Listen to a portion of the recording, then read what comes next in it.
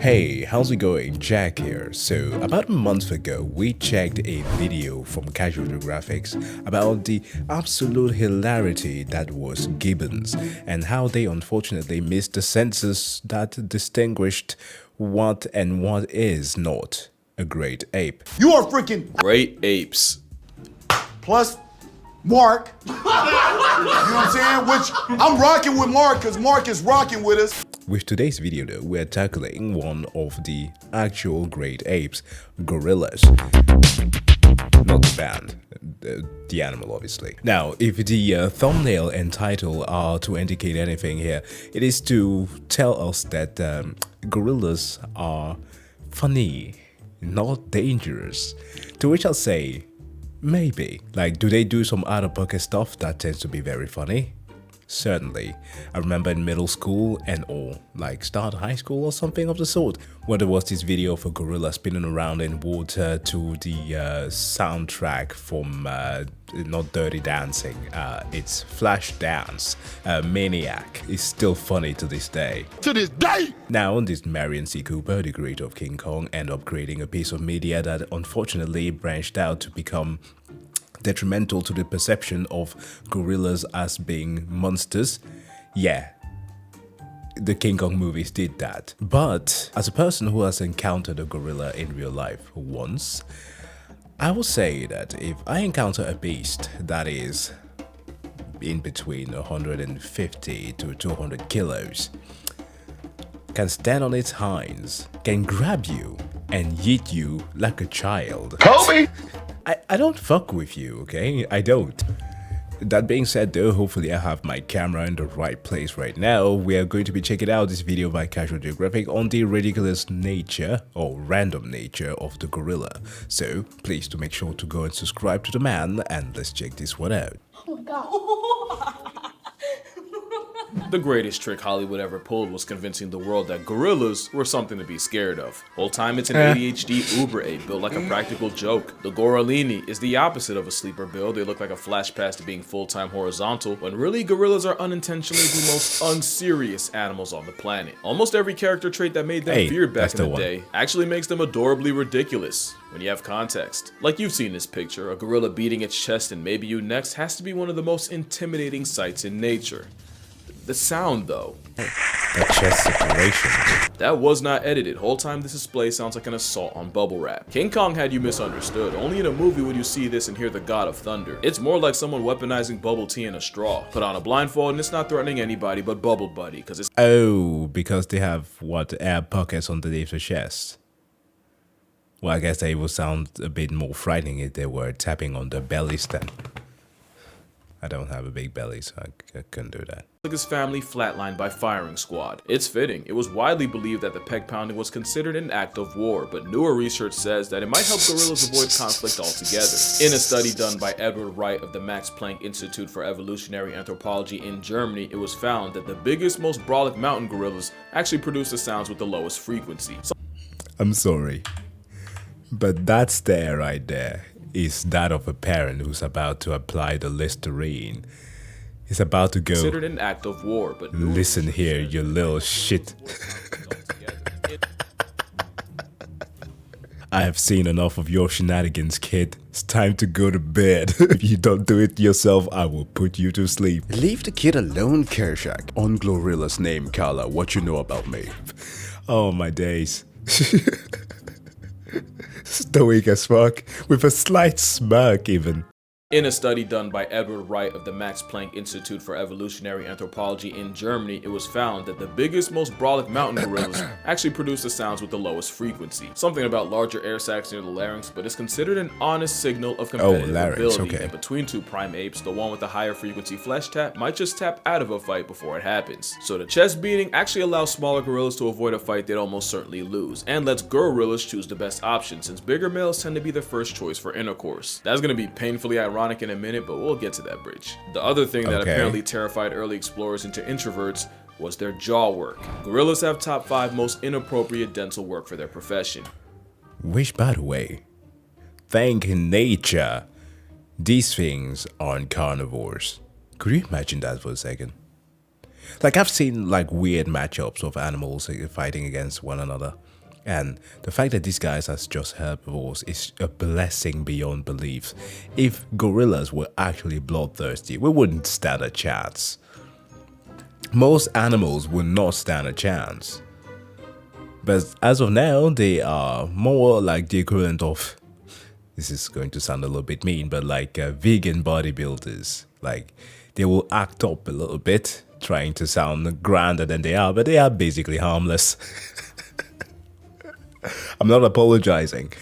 Right up there with camels and the gelada monkey. It's almost divine intervention that a lawnmower with limbs has a stronger bite force than lions, hyenas, and even a grizzly bear. And if you watch gorilla ASMR, you can literally see the muscles attached to the sagittal crest. Crest is why the gorilla has a built-in mohawk. Lucky for literally everybody, gorillas only use those vice grip jaws to crush about 40 pounds of food a day. And you'll never be more grateful for their grocery list until you watch one peel a tree like a banana. All that food would mean nothing if they didn't also have a host of gut bacteria to help break it all down. But because all that bacterial work also produces gas, gorillas are almost in a perpetual state of flatulence.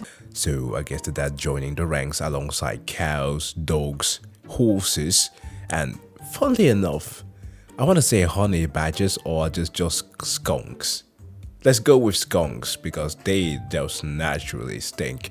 That have the innate ability to destroy the ozone layer just by being alive. Wonderful. A troop of IBS apes break more wind than a bloated beached whale, and it's so constant that researchers occasionally track traveling families through their southbound symphony. Scientists even used a gorilla-coded camera to gain insight into the secret society of this steroid simian, and what they found was that a well-fed family could blow a hole through the ozone layer. Yep. And out both ends. According to late gorilla expert Diane Fossey, gorillas burp as an act of goodwill and contentment. And you know, in some cultures, letting it out the attic is considered a compliment, but they might as well have gotten it from a knuckle-walking cow ape. On a less audibly offensive note, gorillas have also been recorded singing while they eat. Researchers refer to it as a chorus of appreciation. It's pretty cool, check it out.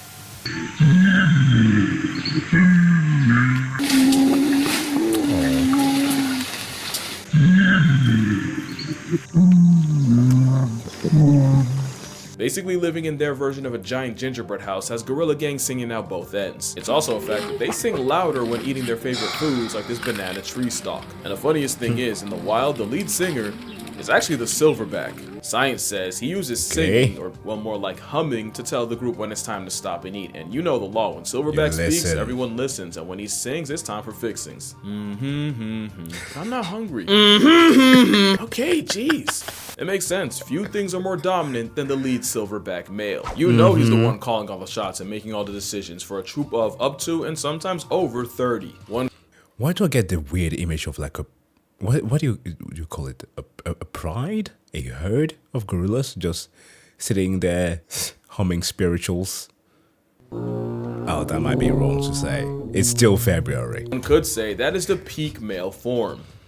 And you remember that painfully ironic thing I promised? Well, it's about that time, but before you judge me, I'm just gonna remind you that this is strictly educational.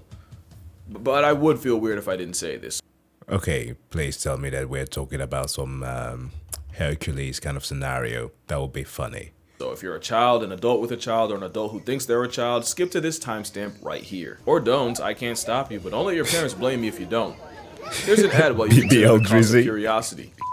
So, fun fact about a silverback, they're the largest apes in the world, can weigh in the neighborhood of 500 pounds, and when they're private stand at attention, they're about 3/4 short of 2 inches. They don't just have the smallest waist snake of any ape, it's widely believed gorillas have the smallest member of any mammal relative to body size.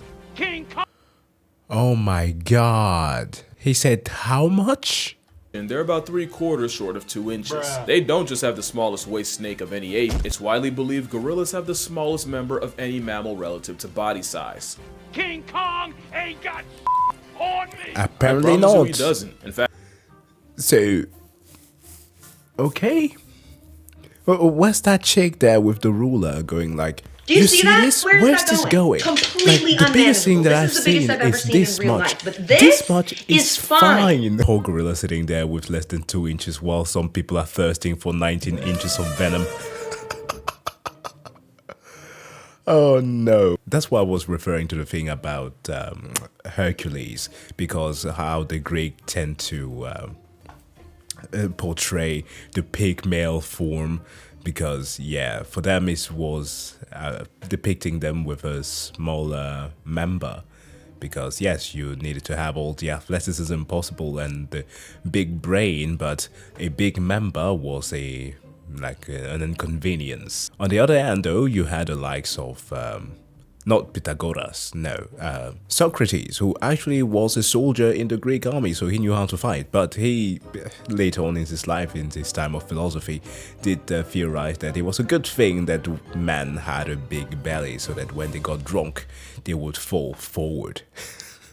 In fact, if we scaled for size, you have a better chance at Subway of seeing a foot long than from a Giga Kong. I swear I'm not just using this for richer jokes, there's actually a reason gorillas ended up hung like a hamster. When you look at how all the great apes measure up, you'll 1. End up on a list, incognito can't save you, but 2.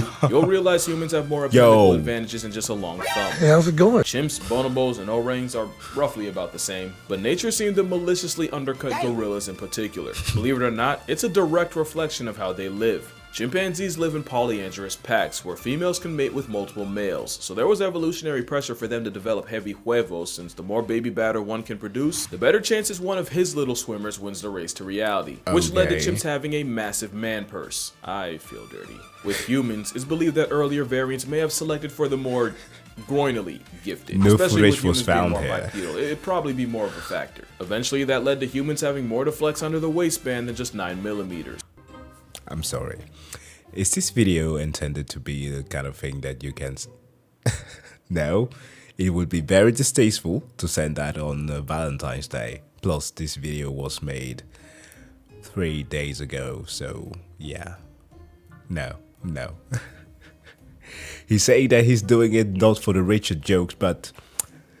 Come on, man. With gorillas, it's different. They often live in harems where all the females in a group practice their multiplication tables with the one silverback, which means they didn't have the selective pressure of dealing with other males like chimps, or even the pressure of females having a choice like humans. Also, another theory is that a larger Nixon might have helped shovel out rival nectar. Again, something a back of silver doesn't have to worry about. Yeah, that's a feature that a lot of animals have. Also the shape of the end of the mushroom tip is... Oh my god. No, I'm not diving into that. It's... I know that my internet search history cannot be saved if I were to be searching for these kind of things to like support my claims, but also my fucking brain visualizing thing. It actually ties back to the chest beating. Being an absolute unit was already so much of a flex that evolution didn't have to juice their stats in other ways. But unfortunately, it means gorillas are built like an anti-steroid ad. But also consider this, silverbacks are the embodiment of what podcast bros call an alpha male. If humans were truly meant to take cues from them, forget Snickers, we'd be packing a Skittle. And with that, I am going to power wash my search history. They've both seen some shit. Also, silverbacks aren't the aggressive jocks that movies made them out to be. Turns out, they're a lot more involved in raising children than we thought. Research actually shows that if a gorilla were to lose its mother, as long as it still isn't living off her milk, they still have an equal shot at surviving. It's cause silverbacks don't give child support, they are the child support. It's even been proven that gorillas are more attracted to the sensitive child nurturing males and not really the aggressive bully types. Which is probably why they put up with so much disrespect and why the father instinct might not just apply to gorillas. You might remember in 1986, a child fell into a gorilla enclosure. Crazy how often that happens. And yeah. Parents, please, do take care of your children. Not just for their sakes, but also for the sake of our Lord and Savior, who's now watching you from heaven. Arambe, rest in peace. And 400-pound Yumbo went over and tried to comfort the unconscious boy. Even when the boy came to and understandably panicked, instead of wilding out at the sudden disturbance, Yumbo calmly guided the other gorillas to a corner of the enclosure while first responders rescued the boy. Ironically, this was during a time the majority thought gorillas were bloodthirsty savages patrolling the underbrush of Africa. That literally could not have been further from the truth. In fact, it led to one of the most infuriating arguments I keep letting myself get baited into. Anytime someone brings up gorilla versus grizzly, all I can think is, you don't know gorillas, and you really don't know grizzlies. Listen, as much as I love gorillas, and as much as I will hype them up, okay? They're cool. Ain't no way that they can win a fight against a grizzly. Are you kidding me? They're strong, don't get me wrong, but they don't have that type of ferocity. Like, A gorilla is likely to bang his chest, yell a little bit, give you a lot of opportunities to run away. A grizzly snarls at you. You deny its request to leave, it will charge you revenant style. They don't fuck around. They do not like to wait.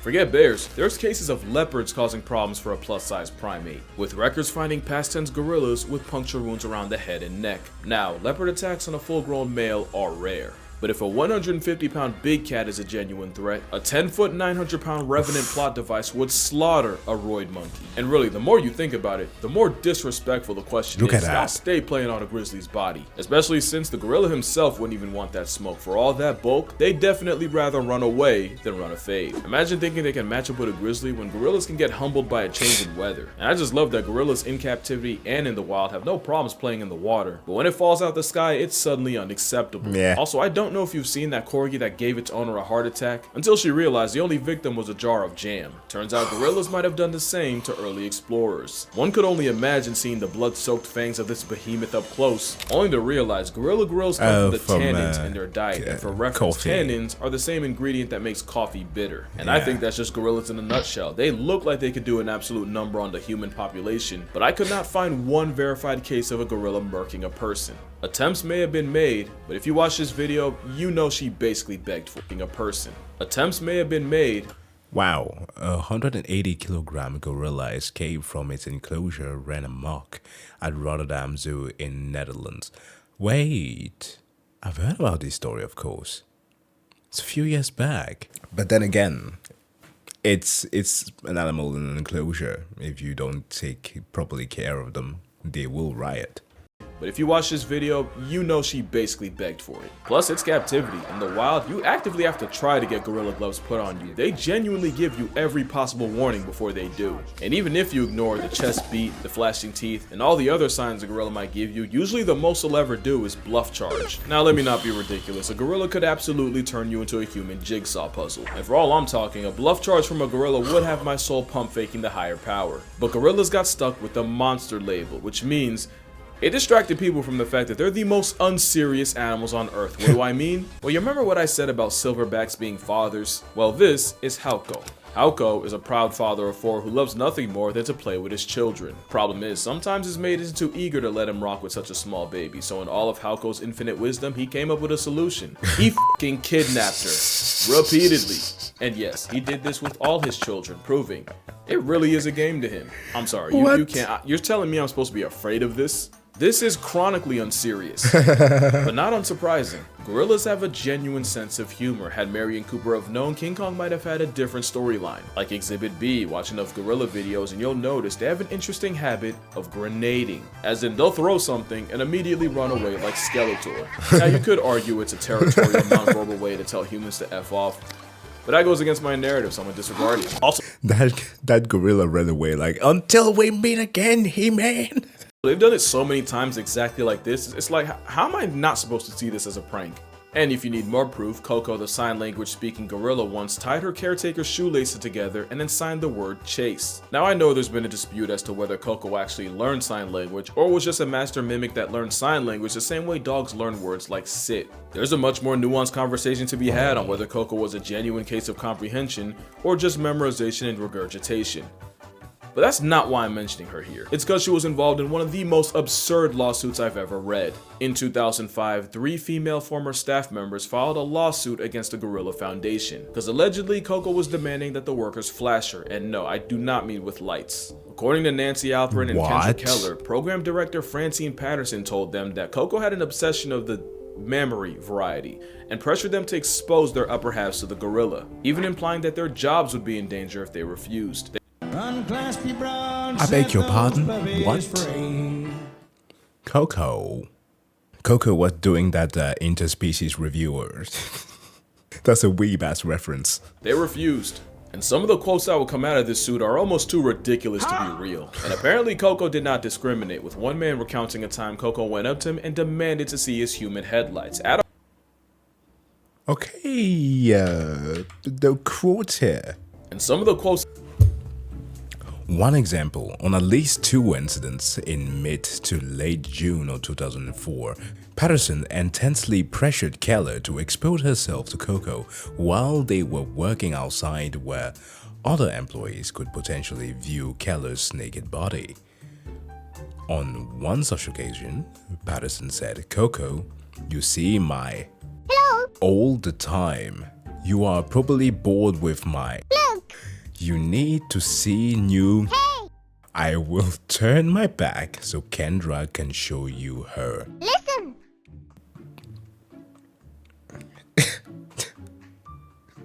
What?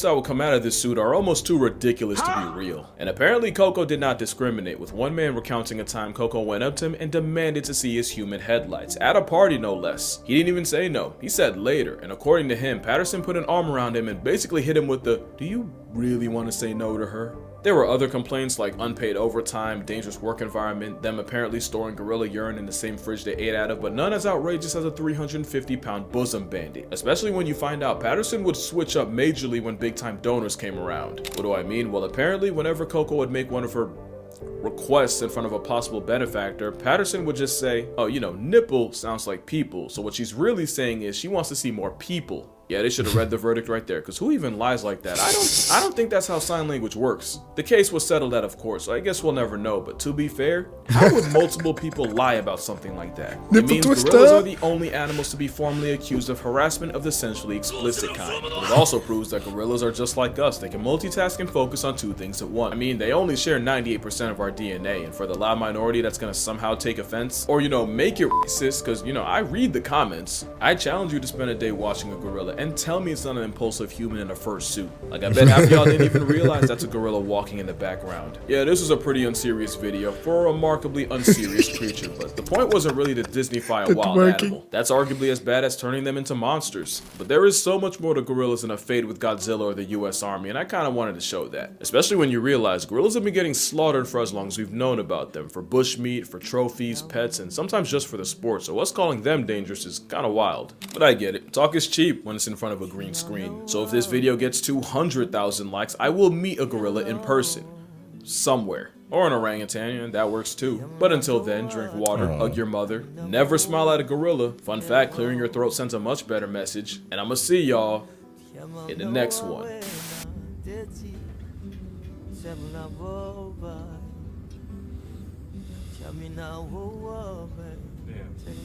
Oh, that's a good shot. She's looking like dead at it.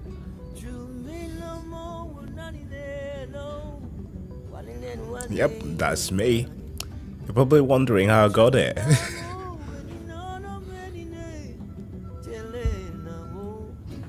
Oh, this truly was a wild video, especially the bit there with Koko. Oh my days.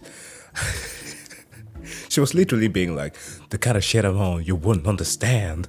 But I kind of get it to a certain degree, like, because for the male, obviously they communicate by banging the chest, and of course female do want to understand through like either mating rituals and calls and all that through the chest banging, and of course, as you could see there with the nipple twisters there, I guess that might be a way of communicating for them, at least. I guess that's what I'm imagining, at least. So it would make sense that they would look at other ape-looking creatures and wonder, what's underneath that? Do you have memories like myself, and how do they work? But yeah, that being said, guys, thank you for checking out this video. As always, please do make sure to go and subscribe to Casual Geographic. If you like this video, don't forget to hit the like and also subscribe button to see more. Wish you all to have a wonderful day, stay learning, and see you guys in the next one. Bye.